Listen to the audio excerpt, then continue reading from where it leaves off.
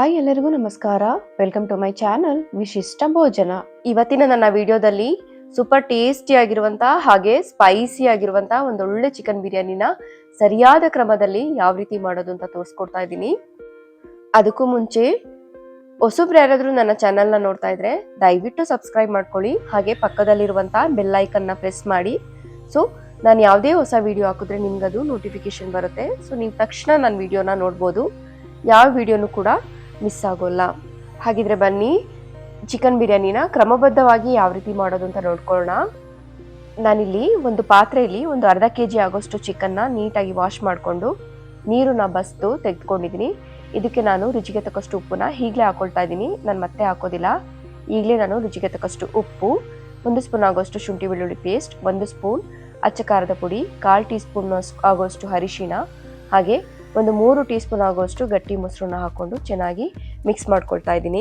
ಚಿಕನ್ಗೆ ಚೆನ್ನಾಗಿ ಉಪ್ಪು ಖಾರ ಎಲ್ಲ ಚೆನ್ನಾಗಿ ಹೊಂದ್ಕೊಳ್ಳೋ ಹಾಗೆ ಈ ರೀತಿ ಚೆನ್ನಾಗಿ ಮಿಕ್ಸ್ ಮಾಡಿಕೊಂಡು ಒಂದು 20 ನಿಮಿಷ ಇದನ್ನು ನಾವು ಮ್ಯಾರಿನೇಟ್ ಮಾಡ್ಕೊಳ್ಳೋಣ. ಈ ರೀತಿ ಮಾಡ್ಕೊಳ್ಳೋದ್ರಿಂದ ಚಿಕನ್ಗೆ ಚೆನ್ನಾಗಿ ಉಪ್ಪು ಖಾರ ಎಲ್ಲ ಚೆನ್ನಾಗಿ ಹಿಡ್ಕೊಳ್ಳುತ್ತೆ.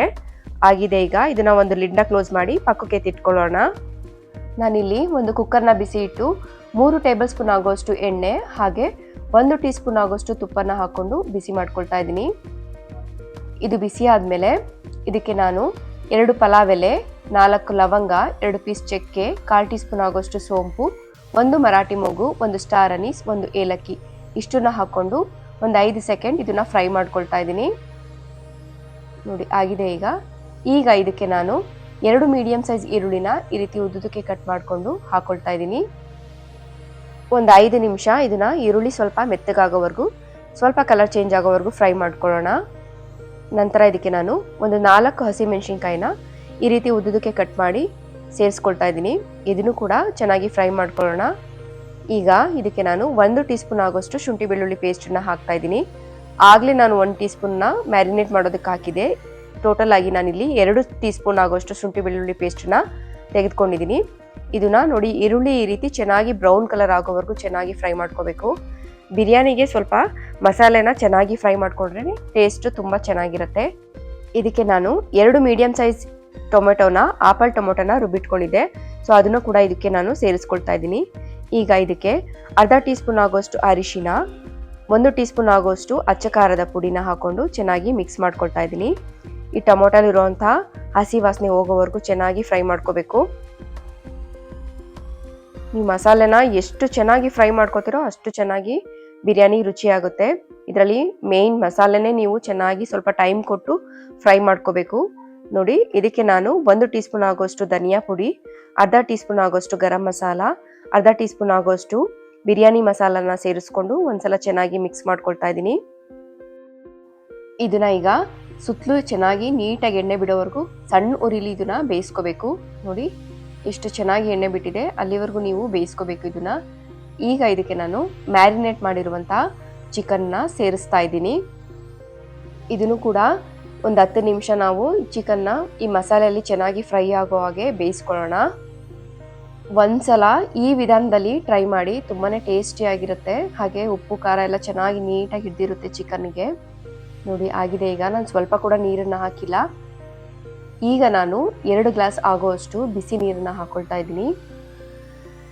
ಒಂದ್ಸಲ ಚೆನ್ನಾಗಿ ಮಿಕ್ಸ್ ಮಾಡಿ ಕುಕ್ಕರ್ ಲಿಡ್ನ ಕ್ಲೋಸ್ ಮಾಡಿ ನಾನು 2 ವಿಷಲ್ ಇದನ್ನ ಕೂಗಿಸ್ಕೊಳ್ತಾ ಇದ್ದೀನಿ.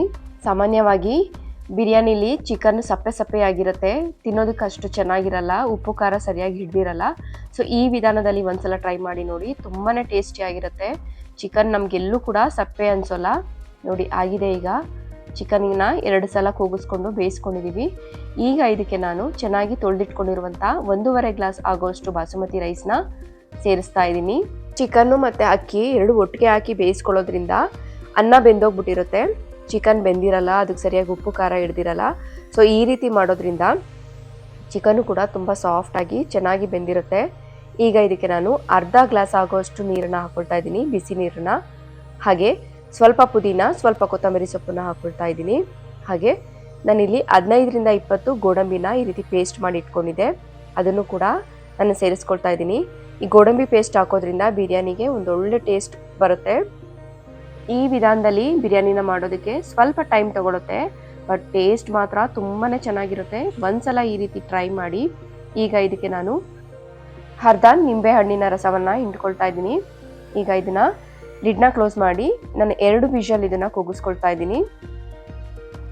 ನೋಡಿ ಆಗಿದೆ. ಈಗ ಇಲ್ಲಿ 1.5 ಗ್ಲಾಸ್ ಆಗೋಷ್ಟು ಬಾಸುಮತಿ ರೈಸ್ಗೆ ನಾನಿಲ್ಲಿ 2.5 ಗ್ಲಾಸ್ ಆಗೋಷ್ಟು ನೀರನ್ನು ಹಾಕ್ಕೊಂಡಿದ್ದೀನಿ. ಈಗ ಕುಕ್ಕರ್ ತಣ್ಣಗಾಗಿದೆ. ಒಂದ್ಸಲ ಎಲ್ಲ ಚೆನ್ನಾಗಿ ಈ ರೀತಿ ಮಿಕ್ಸ್ ಮಾಡ್ಕೊಳ್ಳೋಣ. ಬಿಸಿ ಬಿಸಿ ಇರುವಾಗಲೇ ಸರ್ವ್ ಮಾಡಿ. ನೋಡಿ ಎಷ್ಟು ಚೆನ್ನಾಗಿ ಬಂದಿದೆ ಅಂತ.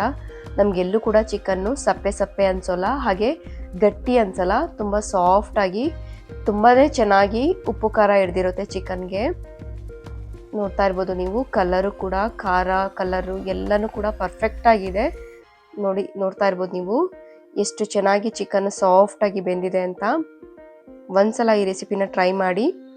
ಐ ಹೋಪ್ ನಿಮ್ಗೆ ಈ ವಿಡಿಯೋ ಇಷ್ಟ ಆಗಿದೆ ಅಂತ ಅಂದ್ಕೊಳ್ತೀನಿ. ಇಷ್ಟ ಆಗಿದ್ರೆ ದಯವಿಟ್ಟು ಒಂದು ಲೈಕ್ ಕೊಡಿ, ಹಾಗೆ ನಿಮ್ಮ ಫ್ಯಾಮಿಲಿ ಆ್ಯಂಡ್ ಫ್ರೆಂಡ್ಸ್ಗೆ ಶೇರ್ ಮಾಡಿ. ಮತ್ತೆ ಸಿಗೋಣ ಒಂದೊಳ್ಳೆ ರೆಸಿಪಿಯೊಂದಿಗೆ. Thank you.